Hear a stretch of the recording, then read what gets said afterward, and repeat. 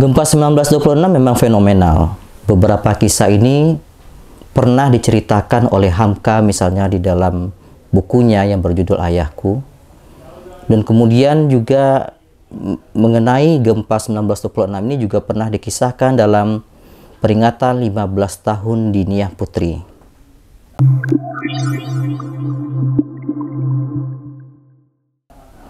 Kembali bersama saya Fikrul Hanif Sufyan. Kali ini kita akan membahas mengenai kisah-kisah seputar gempa 1926 dan recovery yang dilakukan oleh pemerintah kolonial Belanda. Dalam episode sebelumnya, kita telah membahas mengenai apa yang terjadi pada tanggal 28 Juni 1926 dan setelahnya. Tapi di dalam periode berikutnya, itu memang banyak diceritakan di dalam surat kabar, baik surat kabar lokal maupun surat kabar yang berbahasa Belanda.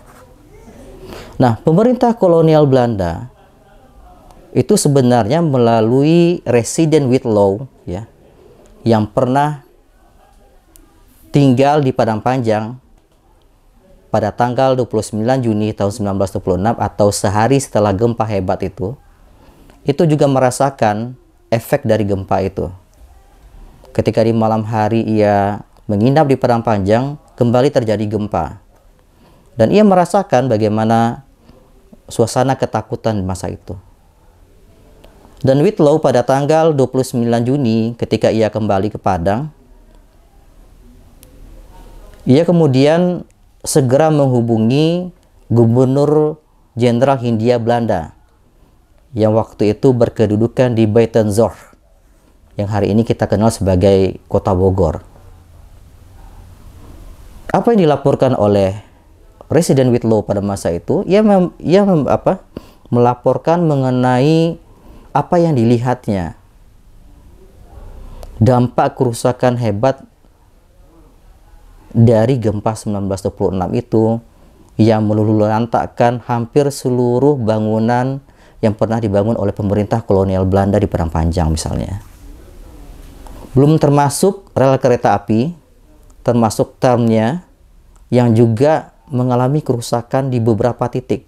Sehingga pada masa itu ruas rel kereta api itu yang biasanya itu melayani distribusi batu bara dari Sewalunto menuju ke pelabuhan Emmahaven yang ada di Padang, itu sempat terhenti beberapa bulan karena kerusakan ruas rel tadi itu. Dan akhirnya bantuan ransum makanan itu baru berhasil disalurkan oleh serdadu Belanda, baik yang berasal dari Kesatuan Kenil maupun yang berasal dari Marsose maupun yang berasal dari Veldpolisi misalnya.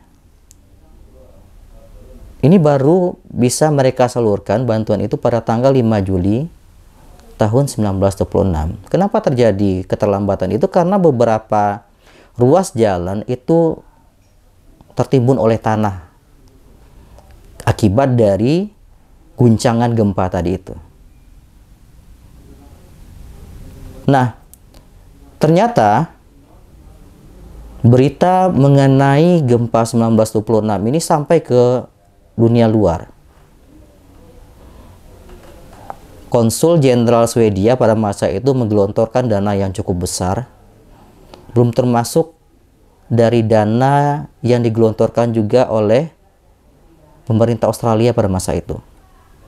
Hampir $1 juta itu disalurkan kepada Resident Whitlow untuk merecovery akibat dari gempa 1926. Nah, kisah-kisah mengenai seputar gempa ini yang kita ceritakan tadi itu pernah ditulis oleh Hamka. Ini berkaitan dengan ayahnya Haji Abdul Karim Amrullah.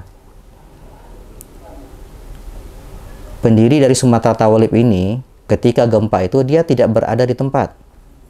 Ia berada dalam perjalanan pulang dari Mesir menuju ke pelabuhan Sibolga.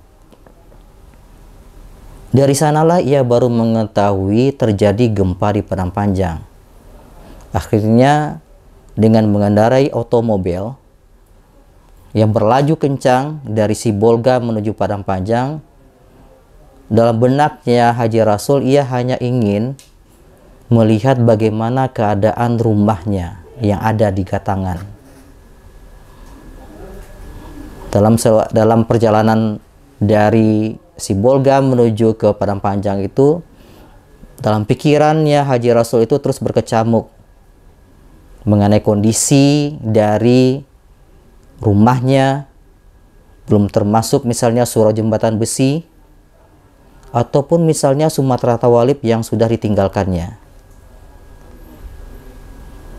Akhirnya sesampai dia di rumah, di Gatangan, ia masih bersyukur ternyata adiknya yang bernama Yusuf Amrullah dan keluarganya ternyata selamat. Dan akhirnya Amrullah sekeluarga ini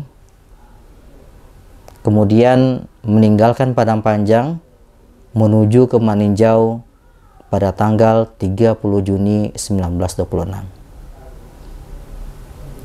Kisah seputar Padang Panjang ini juga diceritakan dalam peringatan 15 tahun Diniyah Putri. Bangunan dari PMDS waktu itu yang sudah mulai dibangun ya, untuk yang 2 lantai belum selesai dan kemudian luluh lantak akibat dari gempa 1926 itu. Encik Rahma Al-Yunusiyah sebagai pimpinan dari Diniyah Putri itu menceritakan di dalam peringatan 15 tahun itu. Ia menyaksikan dengan kepalanya sendiri ada seorang guru perempuan yang tewas terhimpit dengan bangunan pada masa itu. Nah, kemudian juga ia menyaksikan bagaimana murid-murid dari Diniyah Putri, Diniyah School, dan juga termasuk dari Sumatera Tawalib, dari Normal School, itu berjalan, itu meninggalkan Padang Panjang ke kampung halamannya masing-masing. Nah, itulah suasana pasca gempa 1926. Ada yang menyatakan rumor bahwa gempa ini berkaitan dengan konflik yang terjadi di Ranah Minang. Konflik antara kaum muda dengan kaum tua, kaum muda misalnya dengan kelompok Kuminih misalnya. Ada yang menegaskan bahwa gempa ini merupakan hukuman akibat konflik tadi itu. Tapi bagaimanapun, apa yang terjadi pada tahun 1926, pasca gempa 1926 itu menjadi sebuah pembelajaran besar ketika kelompok-kelompok yang bertikai tadi itu membenahi kembali reruntuhan bangunan mereka, termasuk juga memperbaiki psikis mereka akibat gempa 1926. Sekian sequence kita pada hari ini. Sampai jumpa dengan sequence kita berikutnya.